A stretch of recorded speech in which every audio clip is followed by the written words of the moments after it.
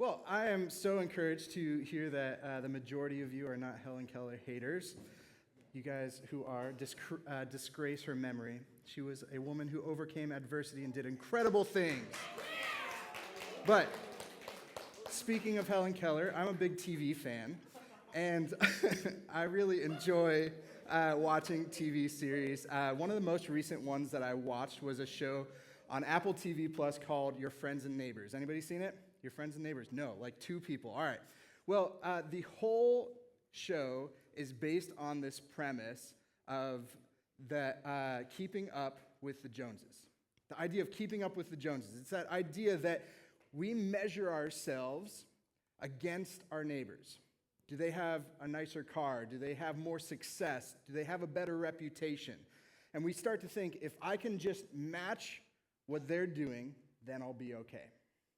But here's the problem. There will always be someone with more or better or newer. And so if we're not careful, life just becomes this endless competition where our worth is tied to how we stack up against other people. And you know what? That temptation, keeping up with the Joneses, doesn't just stop in the church. Sometimes we play the same game with our faith. It's not about who has the nicest stuff, but who looks the most spiritual. We start comparing our faith with others. Who looks better? Keeping up with the Joneses in Christian clothes. But Jesus calls us to something very different. And that's what this whole series, Portrait of a Disciple, has been about. What does the life of a genuine disciple of Jesus look like? How do we know when we're doing okay as Christians? See, a disciple is not someone who's just keeping up appearances, but someone who is actually learning from God and being shaped by Him. And we've seen, as Alex has shared with you guys weekly, that a disciple is someone who is committed to following God's commands for this life, living self-sacrificially and loving God and what He loves daily. And that's the life that Jesus is inviting us into, a life of transformation, not comparison. And so tonight, as we continue to paint this portrait of a disciple, we'll consider that disciples are learners. So I want to take a look with you guys at Luke chapter 6, a parable that Jesus teaches here. It says this: He also told them a parable. Can a blind man lead a blind man? Oh man, Helen Keller, how appropriate. Can a blind man lead a blind man? Will they not both fall into a pit? A disciple is not above his teacher, but everyone, when he is fully trained, will be like his teacher. Why do you see the speck that is in your brother's eye, but do not notice the log that is in your own eye? How can you say to your brother, "Brother, let me take the speck that is in your eye," when you yourself do not see the log that is in your own eye? You hypocrite, first take the log out of your own eye, and then you will see clearly to take the speck out that is in your brother's eye. So this parable that Jesus is teaching is a parable about how disciples of Jesus learn to show mercy and love to their enemies. And if you look just before Jesus tells this parable, you'll see that he says and tells us to judge not. See, a common misconception when we read this parable, when we read those words of Jesus, is that he is meaning that we should never call people out, ever. But I want to challenge you today to really consider what Jesus truly meant when he said to judge not.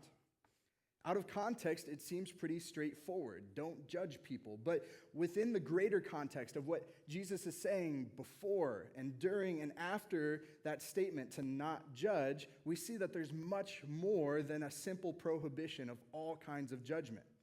So this parable is told in the midst of Jesus teaching that we should love our enemies and be merciful as God is merciful. So Jesus didn't say just don't judge people, but he said this. He said, love your enemies and do good and lend expecting nothing in return, and your reward will be great, and you will be sons of the Most High. For You will be sons of the Most High. Where was I? For he is kind to the ungrateful and the evil. Be merciful, even as your Father is merciful. Judge not, and you will not be judged. Condemn not, and you will not be condemned. Forgive, and you will be forgiven. Give, and it will be given to you.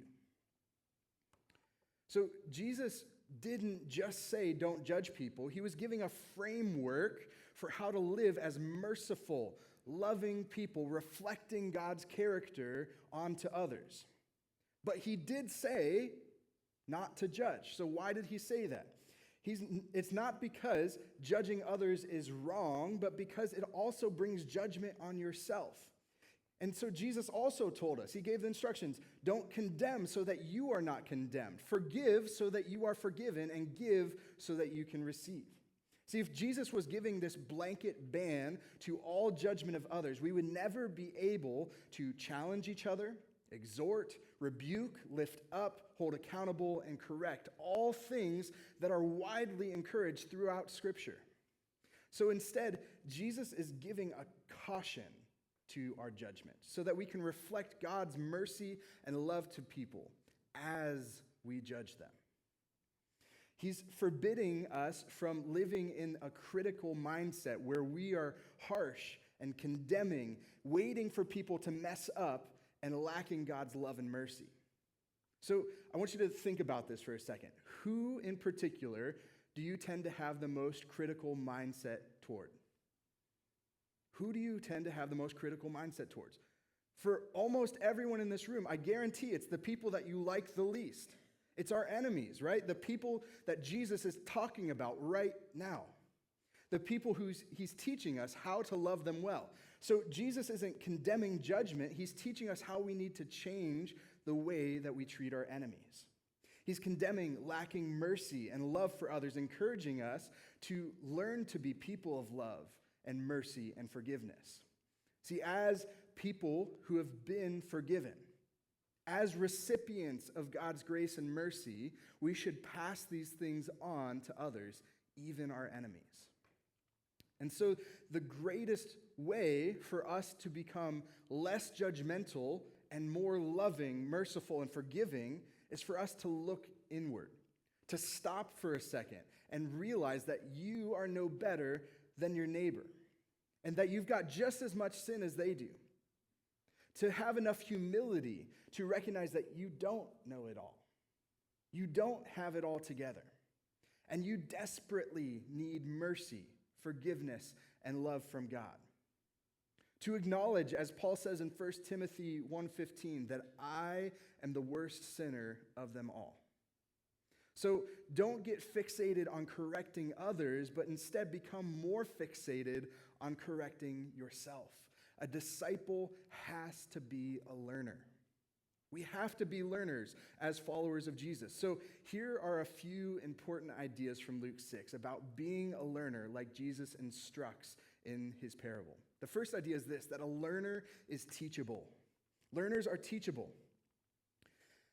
I want you to think for a second, have you ever had one of those conversations where you are talking to somebody and they just aren't listening to a word that you're saying, right? Like you're trying to talk about something, you're trying to discuss a topic, and they're not really hearing out what you're saying. They're really just thinking about what they're going to say next. They're trying to figure out how they're going to prove you wrong. It's maddening, right? For me, this is the common theme of trying to discuss anything around the realms of politics with my parents. Anyone else? Parents and politics, it's not a good mix, right? So discussing these sorts of topics where we feel like we're not being heard, we're not being listened to, they're just trying to prove us wrong. They can't hear you. But too often, this can be us in our own faith. See, we're trying so hard to reflect Jesus well that when someone points out an area that we need to grow in, we tend to lose our humility pretty quickly.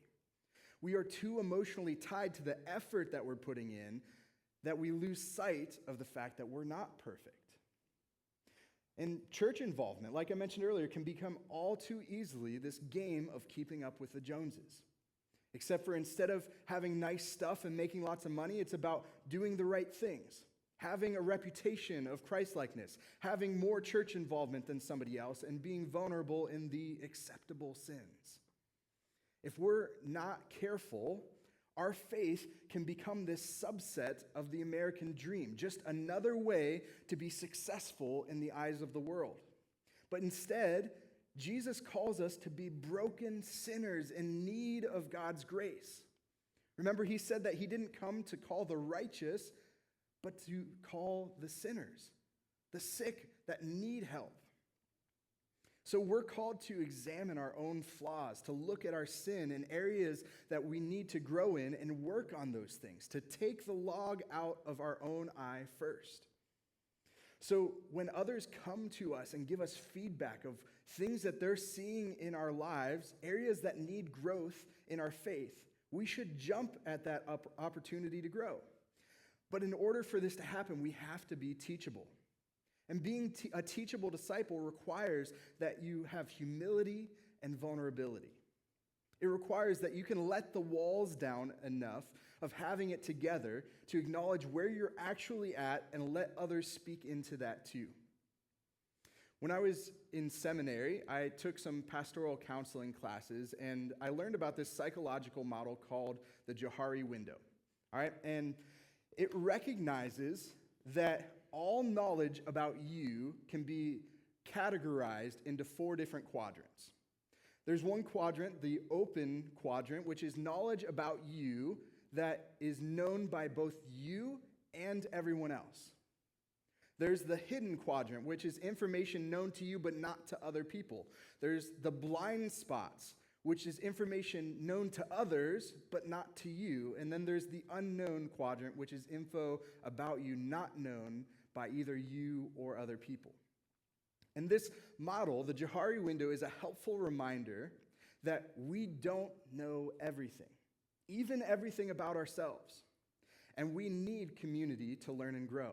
See, those blind spot things, the things in your life that you are not aware of but others are, you'll never be able to work on those things. Those will never become known to you until someone points those things out to you. So again, judgment is supposed to be a beneficial tool, a learning, growth opportunity that when someone points them out to you. It's meant to help you learn and grow. When it's done in love, it's a tool for growth. In other words, when we are not teachable, when we're not humble, when we're not vulnerable, we're missing out on ways that God is wanting to shape you. See, God made the church. He made community like this as a gift for your benefit and growth. So we have to be teachable, humbly recognizing the value of the input of others as we seek to be learning disciples of Jesus.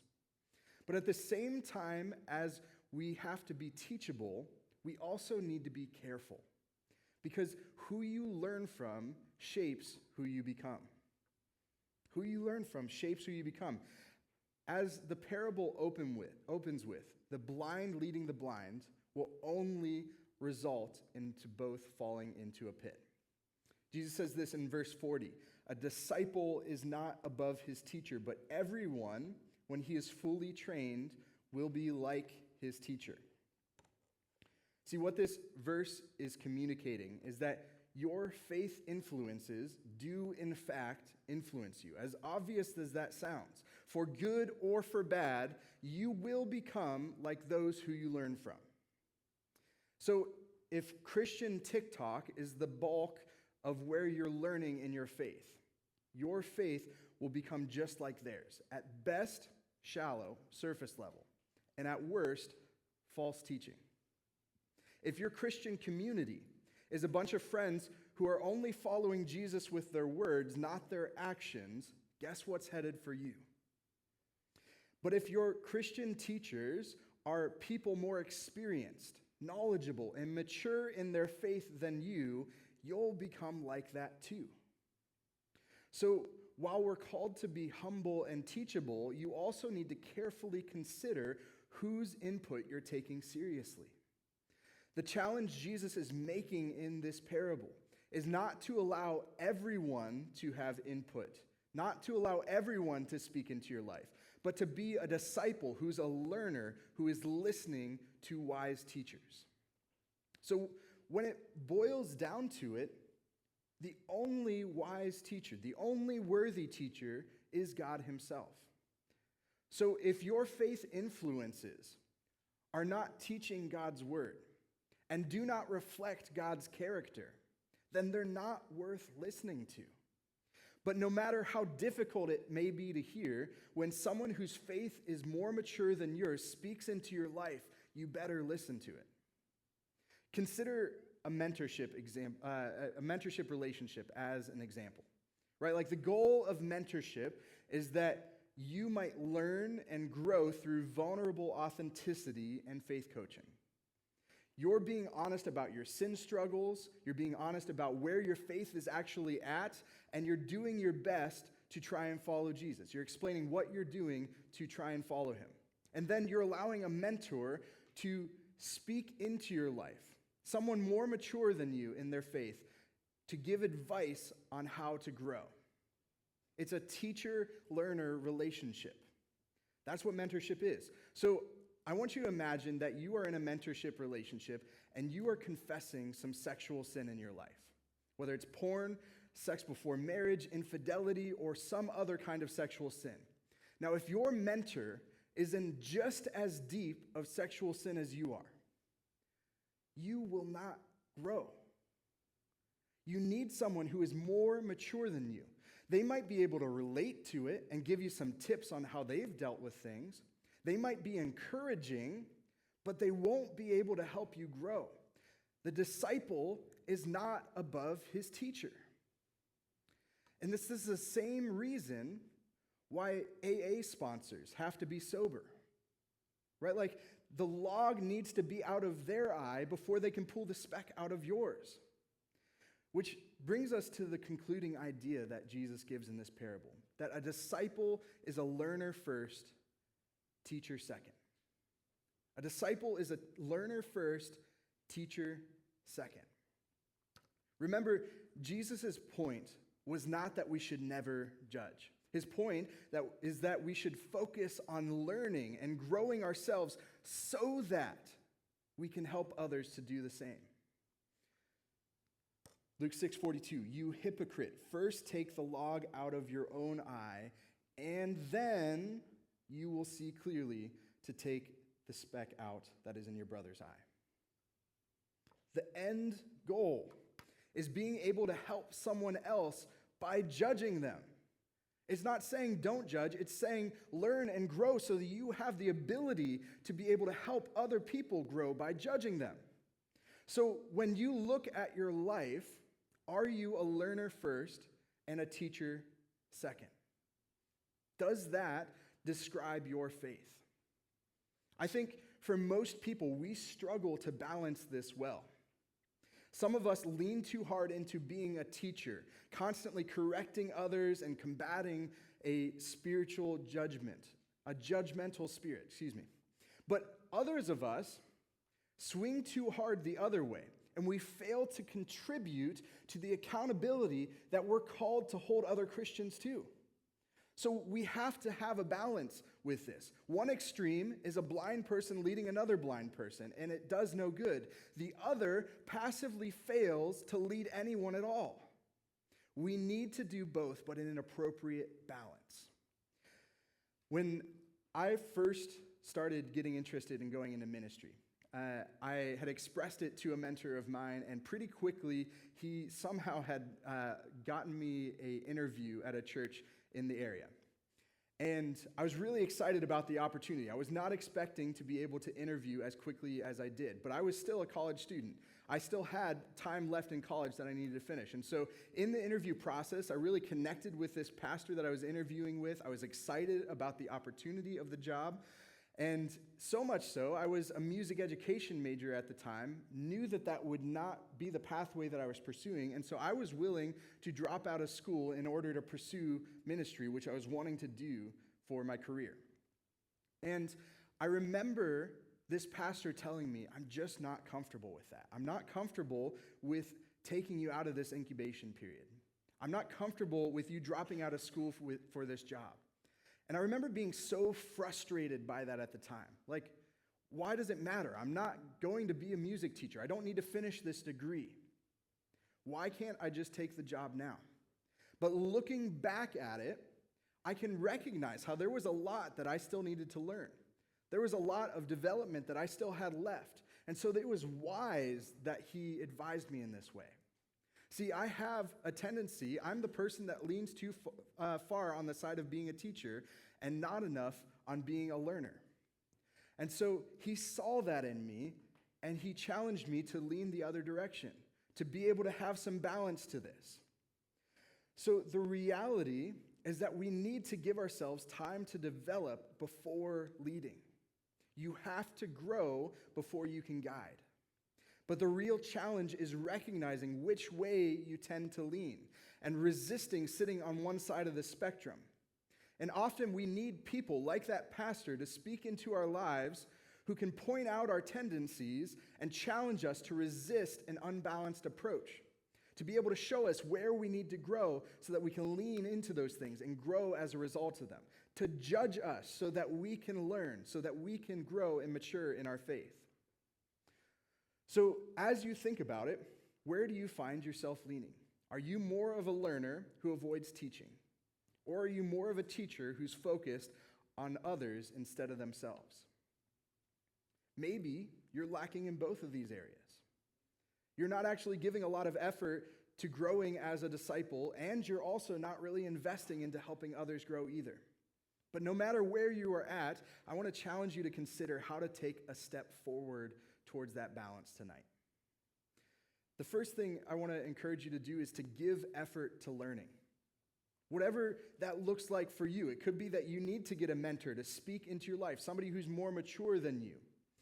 Maybe you need to lean more into authentic community like this, being more vulnerable in your small groups, or finding an accountability partner, finding people that you can be real and honest about where you're actually at, and they can point out the areas that you need to grow. Maybe you need to start reading some books that challenge your faith, or listening to some podcasts that help you to learn and grow as a disciple of Jesus. Maybe you need to develop a more disciplined and deepening rhythm of Bible study and prayer. So you guys are all in different spots in your faith, and so there's no one-size-fits-all answer to what you need to do next. But are you giving effort to being a disciple who's learning? And as you do this, remember to be careful about who you're learning from, be humble and be teachable, and give effort to learning and growing in your faith. The next thing is to teach others with mercy and love. To teach others with mercy and love. See, as you learn and grow in spiritual maturity, be teaching others to do the same. I think oftentimes we get so restrained by the age difference when we're thinking about teaching and discipling people. We're so used to the stereotype of the wise old sage that we forget that spiritual maturity is not dependent on age. So don't discredit who you can teach because of your age or their age. Evaluate who you can teach based on spiritual maturity. See, I'm sure that everyone in this room can think of somebody older than them who is less spiritually mature than them. And when you think about how you can be a contributor to the church by teaching others, that's what you really need to consider. Spiritual maturity, not age, not am I ready yet, but who am I more spiritually mature than that I can help to grow and to lift up to the spot where I'm at. It's about finding others who have been following Christ for less time than you, who are not as far along as you in your relationship with Jesus, and helping them to bring up to the point where you're at in your faith. Whether that's students, whether that's kids, whether that's adults, whether they're atheists who you need to preach the gospel to, or they're Christians that you need to disciple. You have a call to both learning and a call to teaching. So how are you fulfilling that? Because being a learning disciple isn't just about rigorous study and increasing the time that you give to Bible study and prayer. That might be part of it. That might be part of what you need to grow in, but it boils down to, are you giving it effort, and is it balanced? We need to recognize that we need to be teachable as we're poured into by people more mature than us. Giving legitimate effort into learning and growing as a disciple of Jesus, and then sharing the benefit of our growth with people that we're teaching as well. So as you consider your call to be a disciple who's humbly learning and teaching, evaluate yourself. Are you balanced in being a learner first and a teacher second? Are you being poured into by others? Are you investing into the growth of others? How are you a disciple who is committed to following God's commands for this life, living self-sacrificially and loving God and what he loves daily through the way that you're learning? How might God be calling you to take a step deeper into faithfully following this tonight? Let me pray for you guys. God, I thank you that you are a God that invites us to partner with you. And it's not just a checklist of things that we need to do, but it's a relationship. And that makes it more complicated at times. It makes it a little bit confusing. But Lord, really what it boils down to is trying to follow the ways that you are leading us, giving genuine effort to trying to follow you instead of following ourselves, doing what you say rather than what we want. And we all have ways that we need to grow and learn from you.